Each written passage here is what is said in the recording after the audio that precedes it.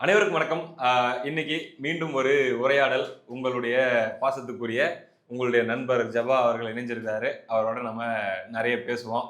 ஆம், நேத்து நேத்து நம்ம போட்டிருந்த வீடியோவில் பார்த்தீங்கன்னா நிறைய பேர் வந்து உன்னை இன்னுமே ஞாபகம் வச்சுக்கிட்டு கமெண்ட்லாம் போட்டிருந்தாங்க. நிறைய பேர் அதை பார்க்கறது ரொம்ப மகிழ்ச்சியா இருக்குது அப்படின்லாம் கூட ரொம்ப சொல்லியிருந்தாங்க.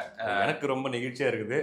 என்னன்னா, நான் கூட நினைச்சேன், யாருப்பா நீ எங்கேயோ பார்த்த மாதிரி இருக்குது, குரல் மட்டும் எங்கேயோ கேட்ட குரல் மாதிரி இருக்குதேன்ட்டு ஏதாச்சும் போட்டுருவாங்க அப்படின்னு நினைச்சேன். ஆனா ஞாபகம் வச்சிருக்காங்க. ஞாபகம் உண்மையிலேயே வச்சிருக்காங்க. அதுக்காகவே ஒரு நன்றி சொல்லிக்கிறேன். சிறப்பு. ம். இன்னைக்கு இப்போ கடைசி 24 மணி நேரத்தில் ஓடின விஷயங்கள்ல இருந்து ஒரு சில விஷயம் பேசித்தான் ஆகணுங்கிற மாதிரி. அதில் முதல்ல பேசியே ஆகணும்னு எனக்கு தோணுது என்ன அப்படின்னா, ஒரு ஒரு ஒரு வீடியோ அது சாயந்தரம் தான் என் கண்ணில் பட்டுச்சு. அதை மக்களுக்கு போட்டு காமிச்சிட்டு அதை பற்றி ஒரு கருத்து உங்கள்கிட்ட நான் கேட்கணும்னு நினைக்கிறேன். நீயே சொல்லு. கருப்பழனியப்பன் அவர்கள் வந்து ஒரு இதில் பேசியிருக்காரு. பழைய வீடியோ கூட இருக்கலாம். ஒரு சின்ன பீஸ், ஒரு 10 செகண்ட் அப்படியே கேட்டுருங்களேன். அதனால நான் என்ன சொல்றேன், இந்த நாடு நல்லா இருக்கணும்னா நமக்கு கலைஞரை தவிர, ஸ்டாலினை தவிர, உதயநிதி ஸ்டாலினை தவிர ஆள் இல்லை. உங்க வீடு நல்லா இருக்கணும்னாலும் கலைஞரை தவிர, ஸ்டாலினை தவிர, உதயநிதி ஸ்டாலினை தவிர வழி இல்லை. அப்பொழுது இந்த மைக்கில் தெளிவாக கேட்டிருக்கும்னு நினைக்கிறேன். இன்னொரு வாட்டி போட்டு காட்டிடலாம். இல்லை நாடு நல்லா இருக்கணும்னா கருணாநிதி அவர்களை தவிர, ஸ்டாலின் அவர்களை தவிர, உதயநிதி அவர்களை தவிர வேற நாதி இல்லை உங்களுக்கு, மக்களுக்கு. அதே மாதிரி உங்க வீடு நல்லா இருக்கணும்னாலும் அந்த 3 பேரை தவிர உங்களுக்கு வேற நாதி இல்லை அப்படின்னு சொல்லி அவர் பேசின ஒரு பார்ட்டை நான் பார்க்க நேர்ந்தது. இதை எப்படி நீ பாக்குற? இது எங்கேயோ பார்த்த மாதிரி இருக்குது.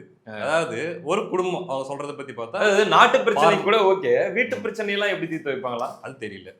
இவருக்கே ஒரு வீட்டு பிரச்சனை வந்துச்சு. போயிட்டு கம்ப்ளைண்ட் கொடுத்தாரு. சேனலா உட்காந்து பேட்டி தான் கொடுத்துனுக்கிறாரு. நேரா ஐயா ஸ்டாலின் அவர்களிடமோ அல்லது உதயநிதி அவர்களிடமோ போயிருந்தா, ஏன்னா கலைஞர் இப்ப இல்ல, இவங்க 2 பேர் தான் இருக்காங்க. உதயநிதி அவர்கள்ட்ட போயிருந்தா பேசி அவரே எல்லாம் சரி பண்ணி வச்சு, ஏன்னா வீட்டு பிரச்சனையும் சேர்த்து பாக்குறாங்க இல்லையா, ஓவர் டைம் டியூட்டி பாக்குறாங்க. அப்படின் போது போய் கேட்டிருக்கலாம். அதை விட்டுட்டு ஏன் இவர் மற்ற சேனலுக்கு எல்லாம் போயிட்டு இவருடைய குடும்ப பாரம்பரியத்தை வந்து இவர் அவமானப்படுத்துறாரு இல்லையா? ஏன்னா இவர் தானே சொல்றாரு, பாரம்பரியமா இந்த குடும்பம் உங்க நாட்டுக்கும் நம்ம வீட்டுக்கும் அவங்க தான் பண்ணிட்டு இருக்கிறாங்கன்ட்டு. 5 தலைமுறையா இப்ப சேலத்துல வந்து சித்த வைத்தியசாலை எல்லாம் பண்ணிட்டு இருக்காங்க. எனக்கு டக்குன்னு அதை பார்க்கும்போது அதுதான் முதல் தலைமுறை மருத்துவர், அடுத்த தலைமுறை, இப்ப புது குழந்தை வரைக்கும் கூட பாத்தீங்கன்னா அடுத்த தலைமுறை வந்துட்டாங்க. தலையில பிரச்சனையா, எங்ககிட்ட வாங்க. இல்ல ஏதாச்சும் உடம்புக்குள்ள ஏதாச்சும் கோளாறுகள் இருக்குதா, வகுத்துல ஏதாச்சும் பிரச்சனையா, இல்ல வாய்வு, மூச்சு பிடிப்பு, உள்மூலம், வெளிமூலம், எல்லாமே நீங்க எங்ககிட்ட வாங்க. எங்க குடும்பமா பாரம்பரியமா நாங்க பண்ணிட்டு இருக்கிறோன்ற மாதிரி. இதுதான் 3 பாரம்பரியமா இருக்குது.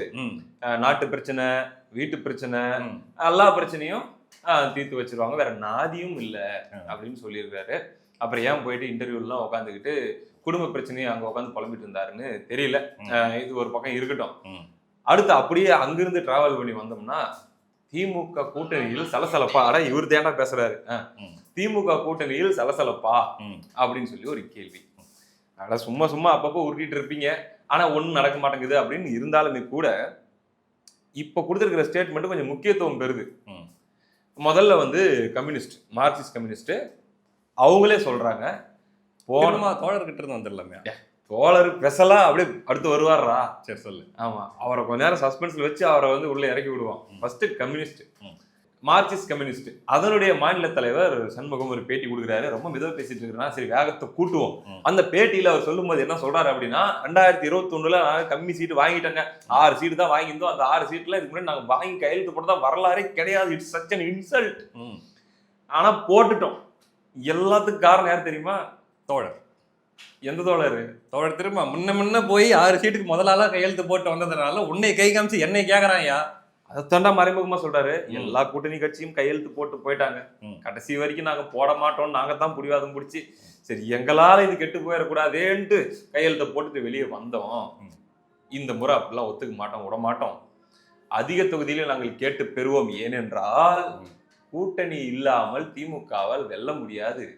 அண்ட் வி டிசர்வ் மோர் அப்படின்னு சொல்லி ஆரம்பிக்கிறாரு. அப்ப 10 ரூபாய் அப்படின்னா இந்த தான், ஐ மீன் இதை அந்த 10 + 15 25 சொல்றாங்களே, அதை நான் சொல்லல. அந்த 10 ரூபாய் இல்ல, 10 சீட்டு. புரியுது, சரியா?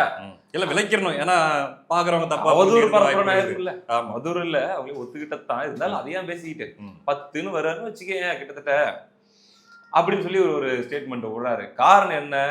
இப்ப எதிரில வந்து ஒரு மாதிரி செட் ஆயிட்டு வர மாதிரி தெரியறதுனால திமுகவுக்கு மேல அழுத்தம் போடுவோம் அப்படிங்கிற மாதிரி இருக்கு. இந்த சூழல்ல தோழர் திருமாவளவன் அவர்கள் ஒருவேளை மிரட்டல் விடுகிறாரோ ஸ்டாலினுக்கு, கிட்டத்தட்ட அப்படிதான் இல்லைன்னா உங்களால ஜெயிக்க முடியாது பாத்துங்க, அப்படித்தானே பார்க்கணும். விசிகாவே அப்படித்தானே பண்ணாங்க. ம். வட மாவட்டத்துல 50 தொகுதி அவ்வளவுதான் முடிச்சு விட்டுருவோம் அப்படின்னு பேசினாங்களா இல்லையா? இருக்கட்டும், ஒரு பக்கம் இருக்கட்டும். இப்ப அடுத்ததாக முக்கியமான பாட்டா சரி ரைட்டு, தோழர் திருமாவளவன் அவர்கள் அவரு 2 விதமா உருட்டி இருக்காரு. ஃபர்ஸ்ட் என்ன சொல்லியிருக்காருன்னா, அதிமுக கூட்டணி வந்து ஜெயிக்கும் அப்படிங்கிறது ஒரு பில்டப், அது ஒரு சீன், சும்மா சொல்லிட்டு இருக்கிறாங்க. இவர் சொல்றாருல, துணை முதல்வர்னு சொல்லி என்னைய அசிங்கப்படுத்துற துணை பிரதமர்னு சொல்லுன்ட்டு, அதெல்லாம் பில்டப் கிடையாது. விசிக ஒரு மாநில கட்சி கிடையாது, தேசிய கட்சி. ஆமா, அதுவும் பில்டப் கிடையாது. அதிமுக ஆட்சி அமைக்கும்னு சொல்றாங்க பாரு, அது பில்டப். இந்த நொடி வரை திமுக கூட்டணி தான் ஒரு கூட்டணியாக ஒரு வடிவம் பெற்றுள்ளது, ஒரு ஷேப்ல இருக்குது, நல்லா உருண்டை பிடிச்சி வச்ச மாதிரி. ஆனா வந்து அதிமுக கூட்டணி இன்னும் ஒரு வடிவமே பெறவில்லை, அது பூந்தியா தான் இருக்குது அப்படிங்கிற மாதிரி சொல்றாரு. இப்படி ஒரு பக்கம் இப்படி திருப்பி போட்டு அப்படி பொத்தனாப்புல இன்னொரு திருப்பி இருக்காரு. அதாவது நாங்களும் அதிக தொகுதிகளை கோருவோம், கம்யூனிஸ்ட் சொல்லிட்டாங்க இல்லையா, நாங்களும் அதிக தொகுதிகளை கேட்போம், கூட்டணி கட்சிகள் அதிக தொகுதிகள். இந்த லைன் தான் வந்து என்ன பயங்கரமா இம்ப்ரெஸ் பண்ண லைன். இதை பத்தி தான் நம்ம ரொம்ப டீப்பா டிஸ்கஸ் பண்ண வேண்டியது இருக்குது. ஆமா, கூட்டணி கட்சிகள் அதிக தொகுதிகளை கேட்பது இயல்பான வாடிக்கையான ஒன்று, குறைவாக பெறுவதும் இயல்பான வாடிக்கையான ஒன்று. திமுக கூட இருந்தாவா? ஆமா. பேச்சுவார்த்தையின் போது மனம் விட்டு பேசி அதன் அடிப்படையில் முடிவெடுப்போம். மனம் விட்டு பேசுறதுன்னா எப்படி? ஒரு தனிமையான ஒரு அறையில ஒரு எப்படி நடக்கும் அந்த மனம் விட்டு பேசுற மங்கலான ஒரு வெளிச்சத்துல எதிரெதிரில் ஒரு சேர் போட்டு உட்காந்துக்கிட்டு அப்படியே மனம் விட்டு பேசுறதுன்னா அதான், அப்படிதானே? அப்புறம் பாருங்க, நாங்க கஷ்டப்பட்டு அந்த கதவெல்லாம் சாத்திட்டோம். முதல்ல வந்து அதிமுகவுக்கு கதவை சாத்திட்டோம், அதுக்கப்புறம் தாவேகாவுக்கும் கதவை சாத்திட்டோம். இத்தனையும் அவங்க வந்து ரொம்ப நாளா போராடிட்டு இருந்தாங்க, எங்களுக்கு நிறைய ஆஃபர் எல்லாம் பண்ணாங்க. இல்ல, எனக்கு இன்னொரு டவுட், ஆட்சி அதிகாரத்துல என்னன்னா, மனம் விட்டு பேசுற இடத்துல இப்ப வந்து பாத்தீங்கன்னா கூட்டணி பேச்சுவார்த்தை எப்படி நடக்கும்னு அவரே தான் சொல்லியிருக்காரு. என்ன சொல்லியிருக்காருன்னா, கை கட்டி நிற்க வேண்டும், குனிந்து நிற்க வேண்டும், 4க்கும் 5க்கும் 4000 தடவை நடக்க வேண்டும். அதையும் மீறி வந்து நாங்க போய் கேட்டோம்னாலும் இல்ல அப்படின்ற மாதிரி எங்களை ட்ரீட் பண்ணுவாங்க அப்படின்லாம் சொல்லியிருக்காரு. அதாவது மனம் விட்டு பேசணும்னா இப்ப நான் சொன்னேன் இல்லையா, எதிரில் ஒரு சேரை போட்டு உட்காந்து லைட் ஒரு மங்கலான அந்த லைட்டை விடுறாங்க உட்காந்து பேசுறது, அந்த பிக்சர் இருக்கணும்டா. சரி, ஓகேவா? மனம் விட்டு பேசுறது. ஆனா இது வந்து கை கட்டி குனிஞ்சு பேசுறது வந்து மனம் விட்டு பேசுறது வந்து நிற்க வேண்டும், உட்கார்ந்து கூட இல்ல, குனிஞ்சு நின்று பேசுறது வந்து மனம் விட்டு பேசுற மாதிரி தெரியல, இது மானம் விட்டு பேசுற மாதிரில தெரியுது. ஆனா இந்த வாட்டி மனம் விட்டு பேசுற அளவுக்கு வாய்ப்பு கம்ஃபர்டபுளா ஆயிட்டாங்க, ஒண்ணு மண்ணா ஆயிட்டாங்கன்னு வச்சுக்கோங்களேன். சரி, ஓகே, மனம் விட்டு நான் சாத்திட்டு வந்துட்டேன், எல்லாத்தையும் சாத்திட்டு வந்துட்டேன், அப்ப சாத்திட்டு உட்காருங்க அப்படிதான் சொல்லுவாங்கல்ல. அதாங்க மனம் விட்டு பேசுறது. திமுகவோட மொழியில் மனம் விட்டு பேசுறதுன்னா என்ன? வேற ஆப்ஷன் இல்ல. இவர் எதனா சொன்னார், ஸ்டேட்மெண்ட் கொடுத்துருக்காரு, நம்ம திரும்ப தான் கைகட் உட்கார விட மாட்டாங்க, குனிஞ்சுதான் நிக்கணும்னா அப்புறம் என்ன? எல்லா கதவையும் நான் சாத்திட்டு வந்துட்டேன். சாத்திட்டு வந்துட்டல, சாத்திட்டு உட்காரு. அதுக்கடுத்த பேச்சுவார்த்தை என்னது? எங்களுக்கு இவ்வளவு வேணும், 6 தான் கேட்கற தொகுதி எங்களுக்கு வேணும், போன தடவை எங்களை ஏமாத்தி போட்டீங்க, நானும் சரி போனா போகுது அப்படின்ட்டு கையெழுத்து போட்டு விட்டுட்டேன், இந்த தடவை எங்களை ஏமாத்த முடியாது பாருங்க. இவரு கேட்கறாரு, சண்முகம் கேட்கறாரு, அடுத்து அந்தாண்ட வேற யாராவது கேட்பாங்க, என்னால போகவும் முடியாது, நான் சாத்திட்டு வந்துட்டேன். போன தடவையே அவங்களுக்கு எல்லாம் சீட்டு கம்மியா போனதுக்கு நான் தான் காரணம்னு என்னை வந்து அடிச்சிட்டு இருக்காங்க. அப்ப எங்களுக்கு இந்த சீட்டு வேணும், நான் வேணும்னு கேக்குறேன், என்னால போகவும் முடியாது, சாத்திட்டு வந்துட்டேன்ல, என்ன பண்றீங்க இப்போ? இதான் 6 ரூபாய், சரி சாத்திட்டு வந்தல்ல, சாத்திட்டு கிளம்பு, வாங்கிட்டு சாத்திட்டு மறுபடியும் கிளம்பிடு. இப்ப அங்க போய் சிறுத்தைகளுக்கு பதில் சொல்லணுமே. சொல்லுவாரு, எப்படி தெரியுமா சொல்லுவாரு?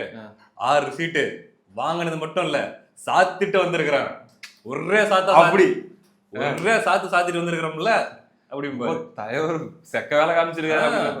6 சீட்டா முக்கியம், தலைவர் சாத்திட்டு வந்திருக்காரு அப்படின்ட்டு சிறுத்தைகள் வந்து அவங்க சொன்ன சாத்திட்டு போறது ஒரு டைப்பா இருந்தாலும் அவர் அங்க போய் சொல்ற சாத்திட்டு வேற, அது வேற. சாத்திட்டு 6 சீட்டை வாங்கிட்டு சாத்திட்டு வந்துட்டேன் அப்படி சொல்லுவாரு.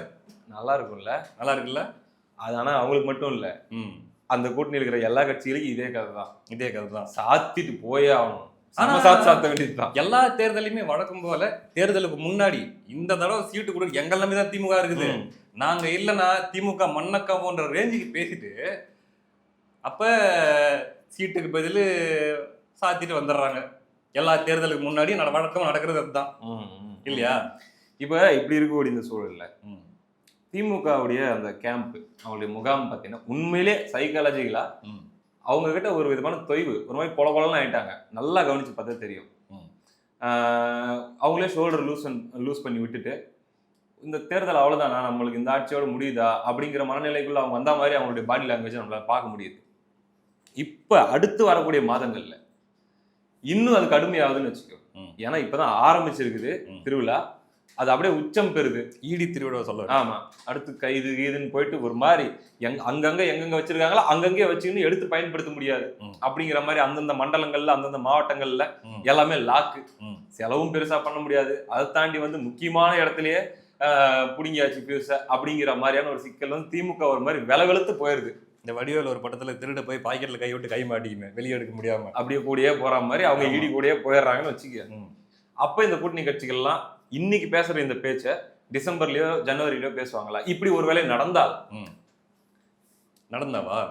இப்படி ஒரு வேலை நடந்தா எனக்கு தெரிஞ்சு மிஞ்சி போனா அவங்க எதை கேட்பாங்க, என்ன டிமாண்டா வைப்பாங்க அப்படின்னா, சரி உங்க மேல ஒரு விஷயம் இருக்குது, நான் நினைச்சா உங்க கட்சியை இப்ப காலி பண்ண முடியும். இந்த பக்கம் விஜய் அலப்பறை பண்ணிட்டு இருப்பாரு, அவரு பயங்கரமா பண்ணிட்டு இருப்பாரு. இத்தனையா அவர் அலப்பறை பண்றதெல்லாம் யாரு வாங்குவால அதை பத்தி நான் போல.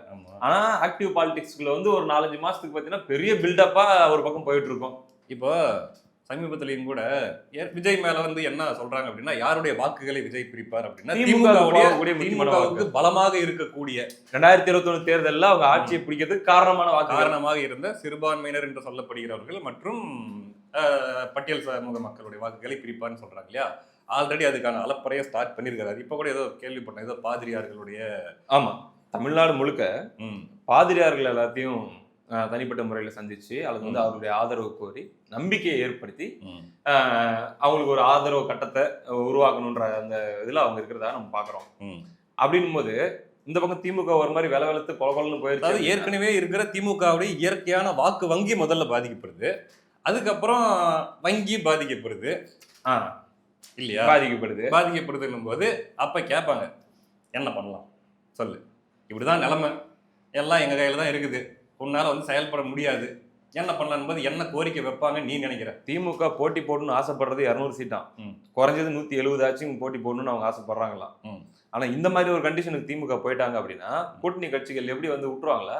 ஈடிக்கு 2வது வரும், முதல்ல கூட்டணி கட்சிகளுக்கு வரும். அதாவது take it or leave it அப்படின்ட்டு திமுக தான் ஆப்ஷன் கொடுத்துட்டு இருக்கோம். ஆமா, இந்த வாட்டி கூட்டணி கட்சிகள் கொடுக்குற மாதிரி ஆயிடுச்சுன்னா give it or leave it, give it or leave it, அவ்வளவுதான். Give us or leave as.